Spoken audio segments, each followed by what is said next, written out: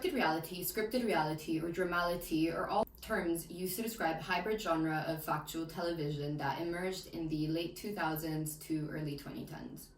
The genre revolves around filming real people in loosely structured storylines, blending elements of drama with documentary. In its blending of factual and fictional elements, the genre is contradictory in nature, even the name is.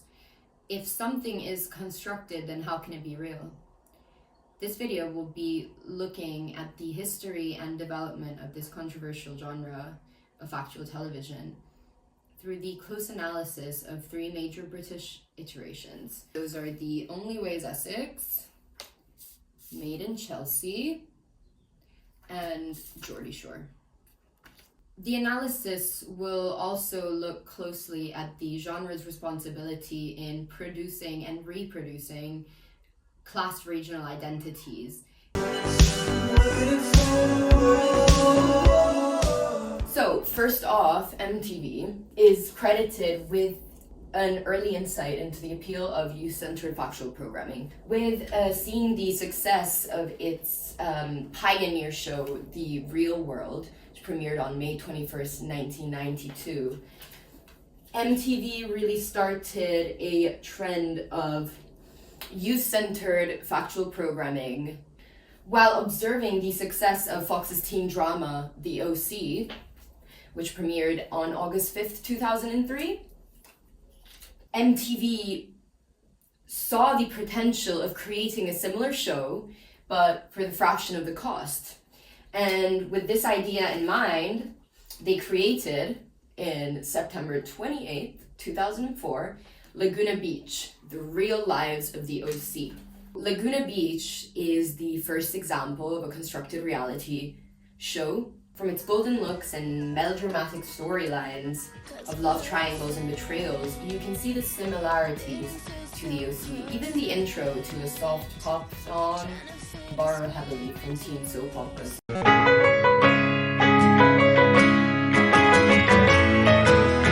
California, here we come, right back where we started from. The show was successful and spurred various spin-offs, most famously The Hills, which premiered on the 31st of May 2006. The success of The Hills and Laguna Beach prompted MTV to contact Line Pictures in the UK to create the first version of a UK constructed reality show. This was Living on the Edge, which premiered on the 14th of October 2007. Although it was the first constructed reality show to hit UK TV, it wasn't until The Only Way is Essex that the format started to have a really big success in the UK. This was successfully pitched to ITV2 and premiered on the 10th of October 2010. This came at a time when Big Brother was leaving Channel 4. And people were wondering what the next best thing would be on UK TV. The Only Way is Essex was actually originally pitched as Big Brother Without Walls. Following the success of TOWIE, E4 saw an opportunity to pitch a similar show called Made in Chelsea, premiering on the 9th of May 2011, and was marketed as TOWIE's posh cousin. Very shortly after, on the 24th of May, the first season of Geordie Shore hit UK television on MTV. Inspired by the success of the first version of the format by MTV, Jersey Shore, which had premiered a couple of years before in 2009.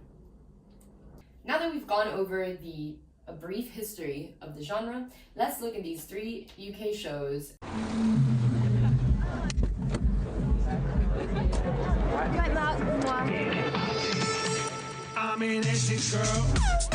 The Only Way is Essex first aired on ITV on 10th October 2011. It is a factual program mixing loosely structured drama with a real-life group of young friends living their daily lives around Brentwood, Buckhurst Hill, and Chidwell in the county of Essex.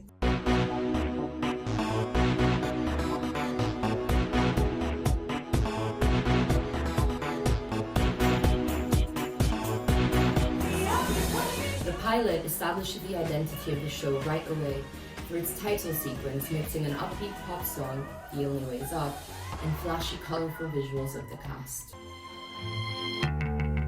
Made in Chelsea first aired on E4 on the 9th of May 2011.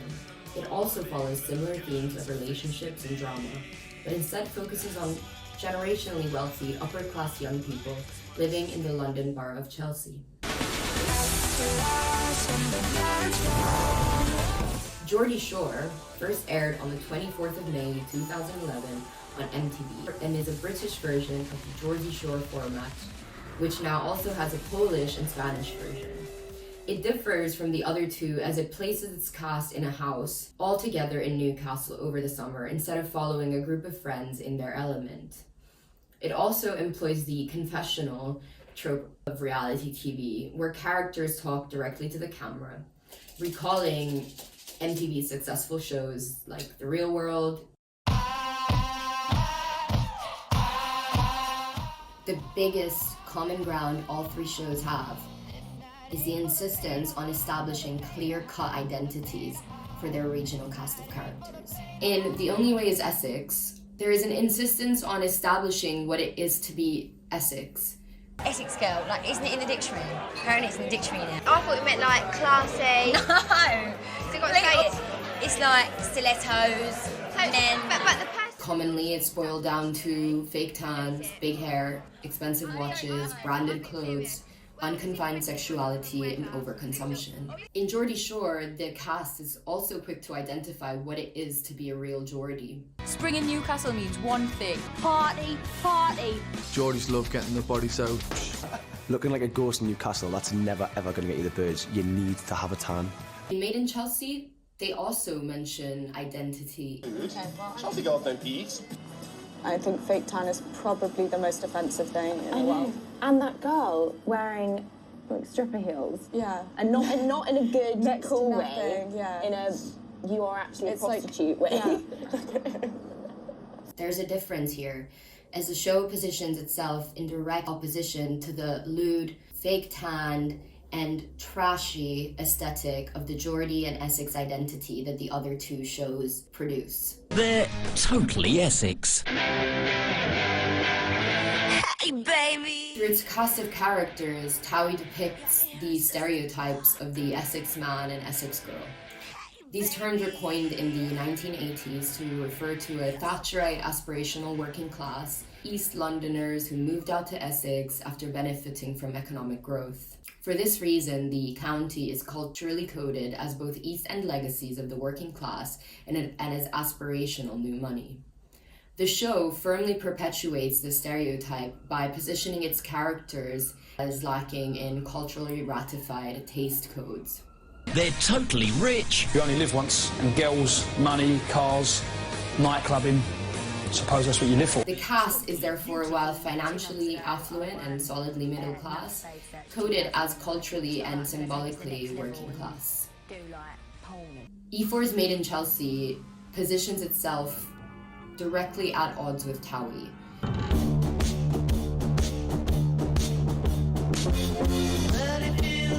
While both shows offer similar escapist visions of affluent and shallow party lifestyles, they offer very divergent representations.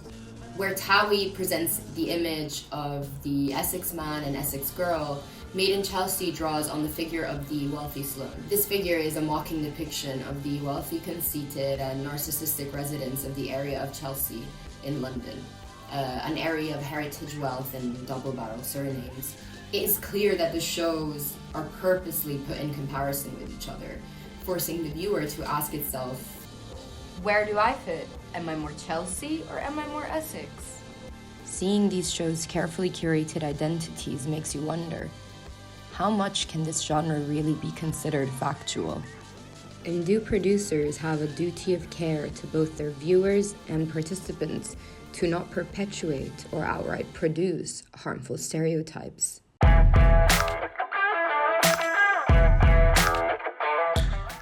So, are constructed reality shows inherently problematic because of their depictions of regional class identities? Do they purposely produce objective visions of their working class subjects, or does the self-awareness of their own artificiality make them less problematic? John Dewey states, documentary and factual TV now exist in a space that is neither wholly fictional nor wholly factual, both yet neither.